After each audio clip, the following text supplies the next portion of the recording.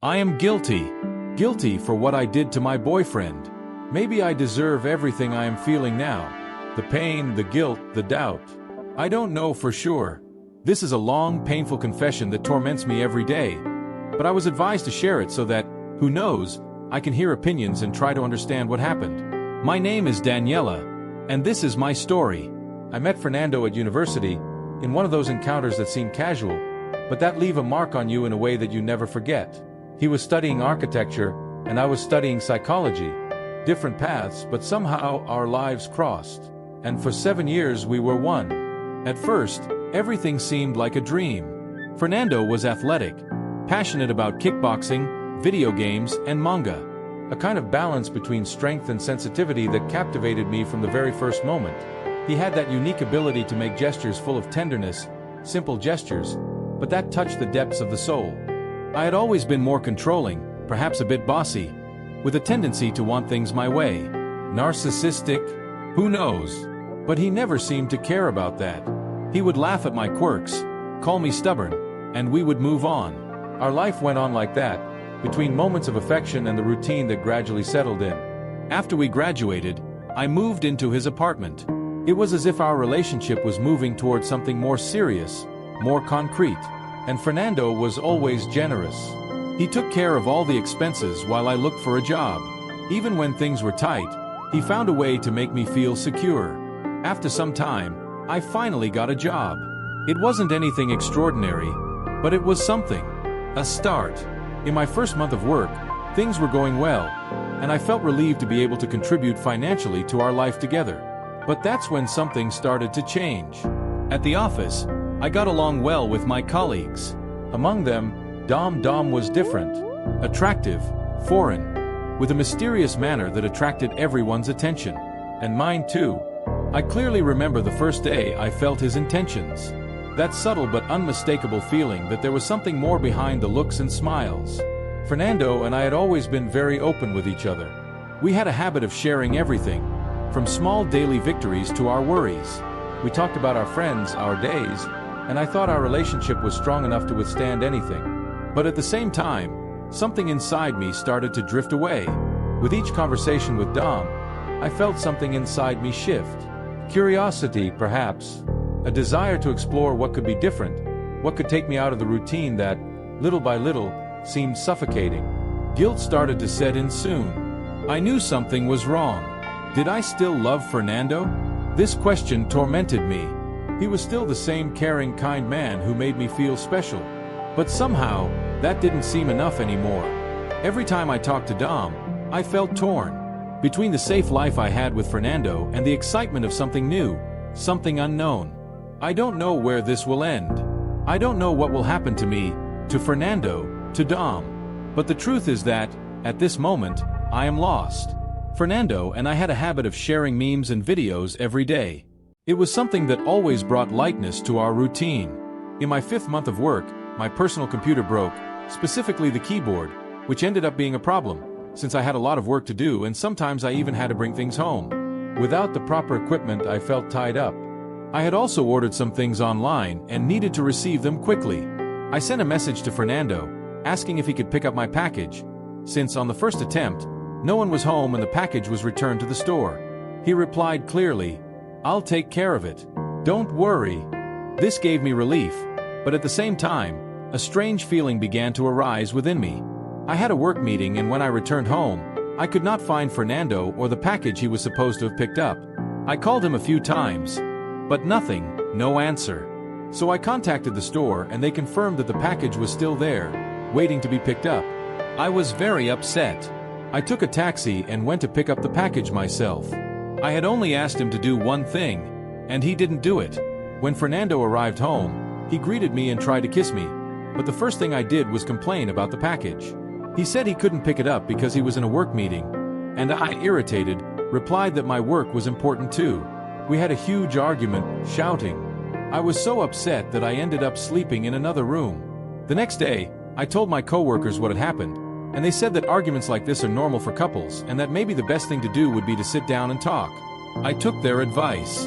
When I got home, Fernando apologized for not understanding my needs. I told him that everything was fine, but that I felt neglected.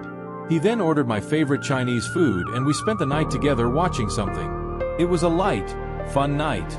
I asked about the electricity and internet bills and told Fernando that I would pay them another day. He reminded me that the deadline was that same day. I replied, "Oh, I hope you paid them." He said, "I did, honey. You need to be more careful about that." And I nonchalantly replied, "I don't see the problem if you already paid them." He insisted that I should be more careful, and then mentioned that we almost lost our internet connection. Irritated, I said that I was busy, in a slightly sharper tone. He then said that he didn't want to start an argument. I replied that not everything revolved around him, and things escalated. I don't remember exactly what we said, but we started arguing again. I, already furious, said that I didn't want to see him. Our relationship was full of ups and downs, and the fights over small things were becoming more and more frequent. More often than not, I was the one starting the arguments.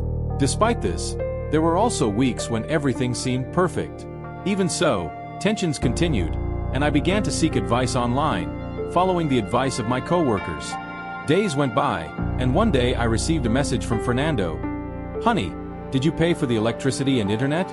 I didn't even reply, because I was busy finishing some work. When the day was over, I saw that he was worried about not having received a response. I ended up finding some relationship advice forums. I was curious about the topics that were being discussed there.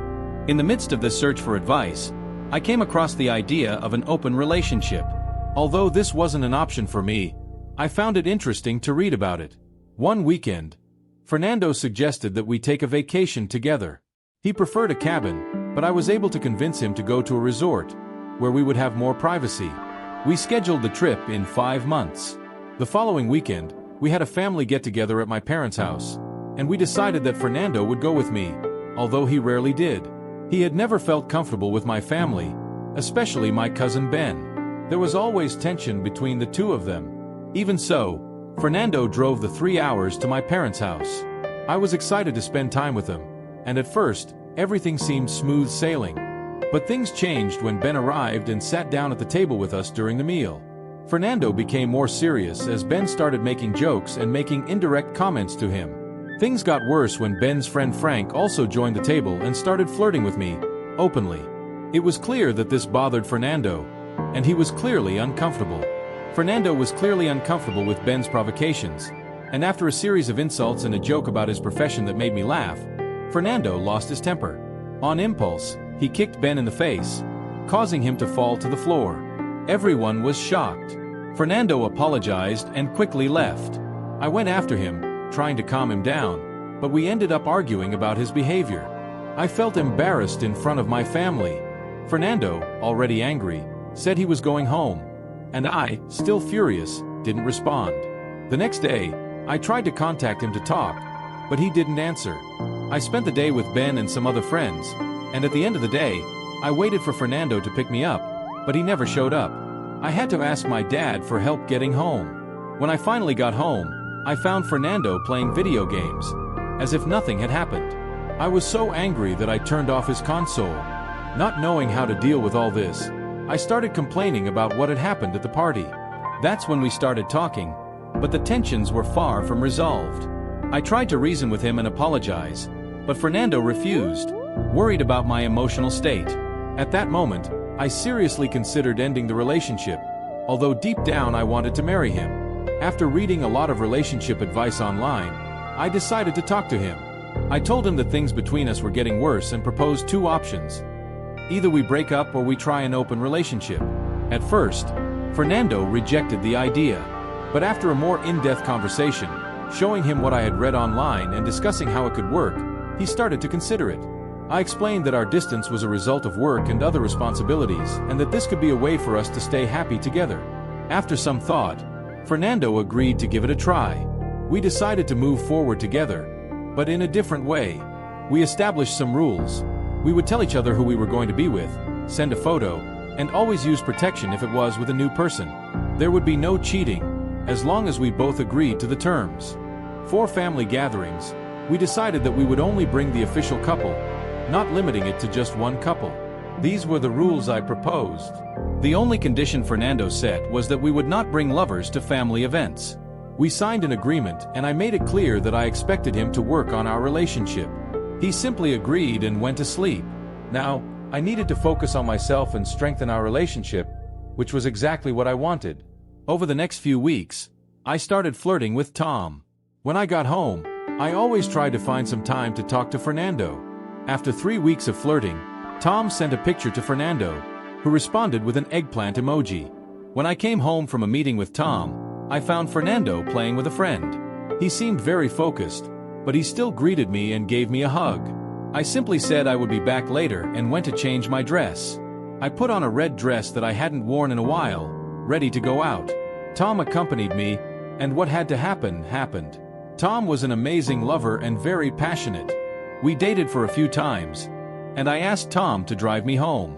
He was very kind and dropped me off at the door. When I got home, I found Fernando sleeping. He looked so peaceful that it gave me a good feeling. As soon as I walked in, he noticed and woke up.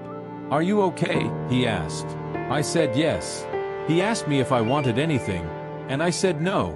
So we just went to sleep. When I woke up, Fernando was in the kitchen making breakfast. He put his arm around me and kissed my hand. We went to have breakfast together and started talking about my previous day. I didn't talk about my night with Tom, but about other things. We were comfortable and happy together. We said goodbye in a whisper. When I got to work, it was a productive day, and this good vibe lasted a few weeks. I went out with Tom and sent Fernando pictures showing who I was with. The arguments decreased, and my productivity only increased. However, I remembered Rule 6. I could get in trouble if I went out with Tom. So I thought about Frank and texted him to meet up on Friday night. He agreed, and we arranged to see each other that day. I got home early and put on a new dress, and I also put on red makeup to impress Frank. When we met, I explained that I didn't want anything serious, just to spend the night together. He said it was okay. I sent Fernando a picture, but he just looked at it and didn't reply. I won't go into details about what happened that night. I'll leave that to the imagination. When I woke up and was with Fernando, everything seemed normal. Even the arguments had subsided. It was clear that things were calmer. We talked and went out when we could. I was always the one who invited him to go to the movies, to a show, or to do something fun together. In the local band, I had a great time with him, just like on our first dates. I thought he was doing very well. Fernando had dates with different guys every 15 days, but nothing serious. A few kisses and that was it. I, on the other hand, used to see a guy named Elias. He was quite vain, but a great lover, and I had fun with him. However, something puzzled me. Fernando never sent photos of his dates. One day, while we were talking, I noticed that he was receiving some messages on his cell phone. I thought it was from a date, but I didn't say anything and we continued the conversation.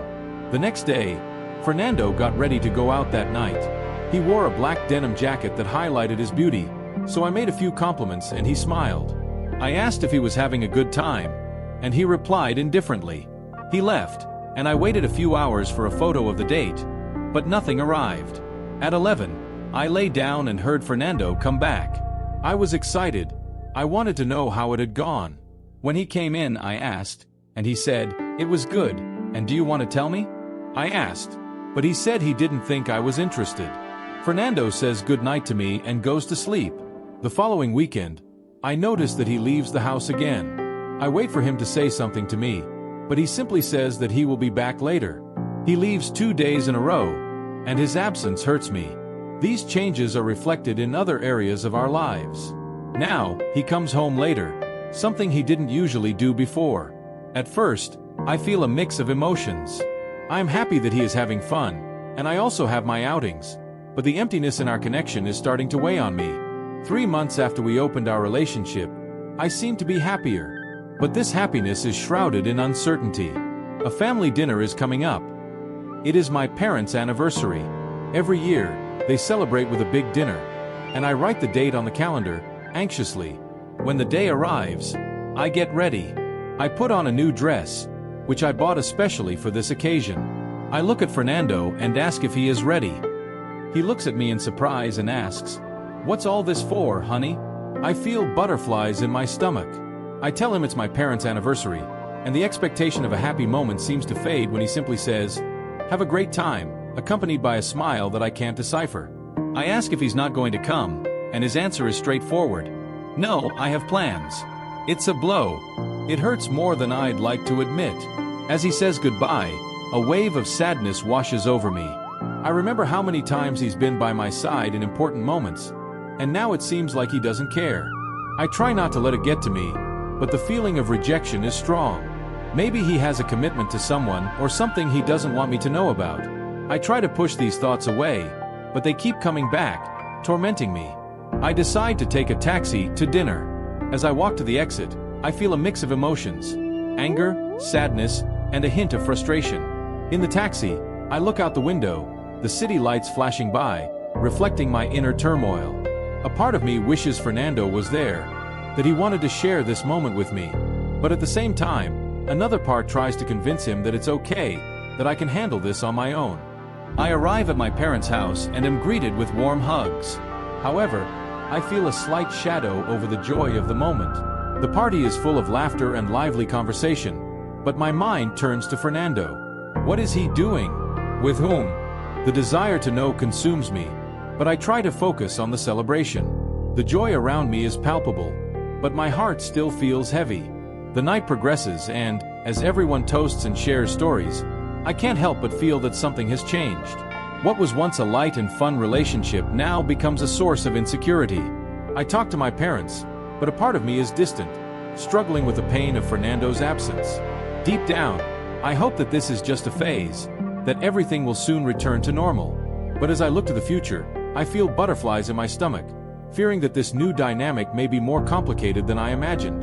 The night progresses, but my mind is elsewhere, stuck in a cycle of unanswered questions.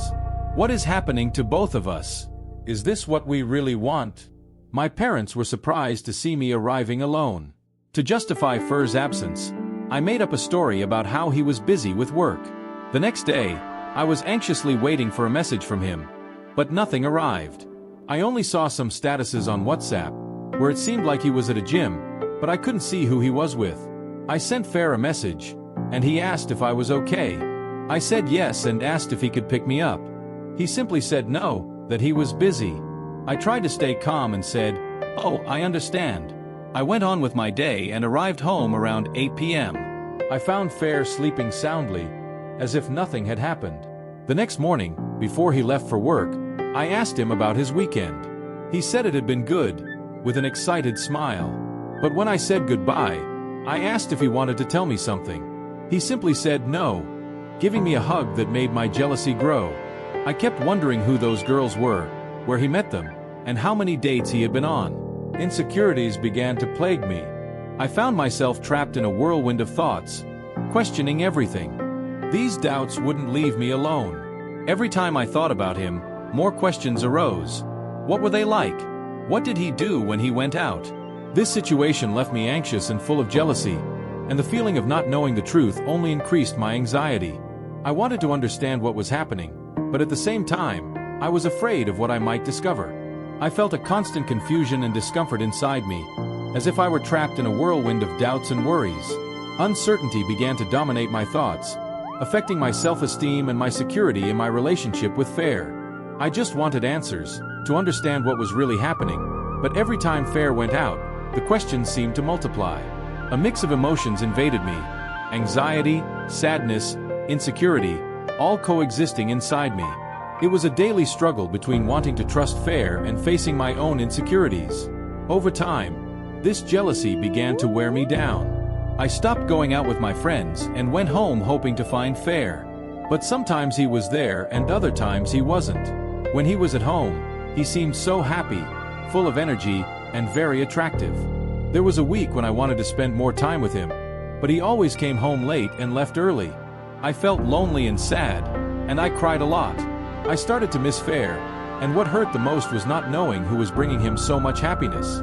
Jealousy was becoming a constant shadow in my life, invading my daily routine. I tried to distract myself with new dates, but people didn't seem interested in listening to my concerns. I tried to open my heart to Elias, but he didn't care. He just wanted to be intimate with me. Then a new opportunity came up, a well-deserved vacation. I knew this was the right time to sort everything out, both our open relationship and my jealousy. I asked permission to take a week off and reflect on all of this. I had prepared a few things for Fair and was excited to leave on Saturday morning. When the day arrived, I woke Fair up and asked if he was ready. He answered me in a casual tone. "Why, are we already on vacation at the resort?" I was excited, but at that moment he stopped me and said, "Oh, right, have a great time." Then, with a smile, he added, "Let's go together." When he said he already had plans for that week, my heart dropped. A wave of sadness, anger, and jealousy washed over me, but I tried to control myself. I explained that it was a couple's event, and he replied that maybe I could bring a friend. "You know, that way you won't be alone. Just because I can't go doesn't mean you can't have fun," he said, hugging me and kissing my forehead before leaving. I was shocked. He was right. I didn't want to mess up his plans. I decided to call Elias, who agreed to accompany me to the resort. I thought everything would be fine, but the first day was a disaster. The place was beautiful, but the situation couldn't be more different from what I expected. Elias not only ignored me, but he also started flirting with another girl right in front of me. He paid no attention to me, even with all the pools and hot tubs around us. They were fun and seemed to have a real connection. Meanwhile, Fair was having fun, posting pictures on his social media status. He was camping in the woods, looking so happy, so handsome and relaxed. Suddenly, he posted a picture of himself hugging a girl, and it made me jealous. She was wearing jeans, black sneakers and a black jacket. And yes, she was quite attractive. That girl was now hugging my boyfriend, and I couldn't help but wonder, who was she? What did she have that I didn't? I started comparing myself to her. I was taller, but I felt like I didn't have the same style. His clothes were nice and matched well, while mine didn't look as good. As for intimacy, I thought I did well, but that was hard to measure. I spent the rest of the day looking at Fair's photos and even took screenshots of the images. In the following days, he kept posting photos, this time on a mountain, hugging someone again. The feeling of jealousy came back with a vengeance. I wanted so badly to text him, but I felt paralyzed. We were on our own terms, and I couldn't claim anything. I went back to my hotel room feeling full of jealousy and sadness. A few hours later, Elias showed up with two girls, inviting me to something I simply couldn't accept. The disgust I felt made me cancel my stay at the resort and go home. I was drowning in jealousy, especially thinking about how happy Fair was. The next day, when he came home, I was excited to see him. He seemed surprised. He hadn't expected me to return so soon. I explained that I had decided to go back before making up any excuses. I asked about his plans, and he responded with such enthusiasm that I admitted that what he did was more fun than my experience. At that moment, I decided to block Elias. I didn't want to see him anymore, especially after the proposal he had made. I talked to Fair for a few hours and he seemed so happy, while I tried to control myself. Then he said, "Oh, by the way, we don't have anything in the pantry. We need to buy some things." I agreed, and with that, we left in his car. Fair looked so different, as if he had changed a bit. I hadn't ridden in his car for a while, and I noticed that the seats were different and the interior was nicely decorated, which surprised me. We arrived at the mall and started shopping. Fair always knew that I loved a box of cookies, so as we walked down the aisle, he unthinkingly put a box in the cart. But today was different. As we walked down the same aisle, I expected Fair to pick up the box of cookies, but he didn't. I decided to put the box in the cart. Then I got distracted by answering a text message from work, and when I looked up, I saw Fair talking to a woman. She was pretty, she was wearing heels and had an attractive body, and it made me jealous. An inexplicable anger grew inside me, and I almost wanted to pull that woman by the hair. I was with Fair. I approached him and he seemed calm and didn't even care. The woman introduced herself as Daniela, and Fair described her as a friend. "Daniela, this is my cousin, Carmen." I felt relieved, but I didn't even notice what Fair said next. We finished shopping and went to get something to eat. During dinner, Fair didn't say much. He was on his phone most of the time. The hours passed quickly and, before I knew it, it was almost 8 p.m. I went back to the room and noticed that we hadn't had any intimate moments. Maybe this was a way to ease my jealousy. So, I decided to take a shower, put on some perfume and put on some nice lingerie. Around 9 p.m., when Fair came into the room, I asked him if he wanted to spend the night with me. He smiled and didn't answer. I expected him to attack me, but instead, he just turned on his video game console. I soon realized that he was playing Call of Duty with some friends online. To say that I felt sad is an understatement. I remembered that when we were younger, I was told that Fair was a fan of Chun-Li, the girl from Street Fighter. I even watched him play sometimes and even watched his matches in college. I decided to surprise him. I spent the whole week looking for cosplay costumes and ordered a Chun-Li costume. I told a friend at work that I wanted to surprise my boyfriend. On Friday, the package arrived at his house. I asked my boss for permission to leave early, since I had planned all this during the week and worked 2 extra hours from Monday to Thursday to make up for it. My boss, understanding, agreed. When I got home, I took a shower, put on my most romantic perfume and dimmed the lights in the bedroom. I walked into the living room wearing my costume and surprised him. He was shocked to see me. After all, he knows I was never a fan of that kind of thing. I wanted to impress him. He simply said, "It looks good on you." Then, with a slightly sensual and suggestive tone, I replied that in order to find out, I needed to take off my costume. What happened next took me by surprise. He simply replied, "No, thank you." At that moment, I felt my world falling apart. It was as if a part of me had broken. The indifference in his voice and the lack of interest hit me like a punch in the gut. I was paralyzed, overcome by an emptiness and sadness that I couldn't control, and tears began to stream down my face. It was a deep and heartbreaking pain, as if a spark inside me was being extinguished. The look of concern on Fur's face as he approached me showed that he recognized my pain, but still, nothing seemed enough to ease what I felt. The first time I broke down like this, my sobs filled the room and my tears wet Fur's arms. I didn't want to let go of him. I needed his support more than ever. "Fair, please tell me who your partner is," I asked through my tears, begging for an answer. But Fair remained silent, offering me comfort only with his presence. "Serena," I continued, the questions coming one after the other, full of anguish and pain. "What does she have that I don't? Do you love her? What sets us apart?" His gaze was discreet, as if my questions had taken him by surprise. But the lack of answers hurt me much more. "Tell me, Fair," I begged through my tears. "We had an agreement. If you love her more than me, then there is no point in us living together anymore." I didn't expect what he said to me. "I'm not seeing anyone. I don't date. But you seem so much happier these past few days, these past few months." The images of girls in his photos and the nights he would go out, coming home late on the weekends, left me confused. He started explaining that my decision to open up the relationship hurt him, and in a few words, I realized that I had made that decision without thinking about the consequences. For both of us, he was okay with seeing me happy with Dom, but what hurt him the most was seeing me with Frank, the same friend of Ben's who had said things to him that made him feel bad. Fair explained that he was coming home late because he had resumed his kickboxing training and reconnected with friends who like anime and games. He told me that the week I was at my parents' house, he had participated in a kickboxing tournament and had come in second place. He said that before he met me, he had his own time, but since I accepted me as his girlfriend, he has prioritized his relationship with me. I asked him about the vacation, and he simply told me that my decision had affected him a lot and that he no longer saw me as a girlfriend, but as a good friend now. So, he couldn't call it a couple's trip.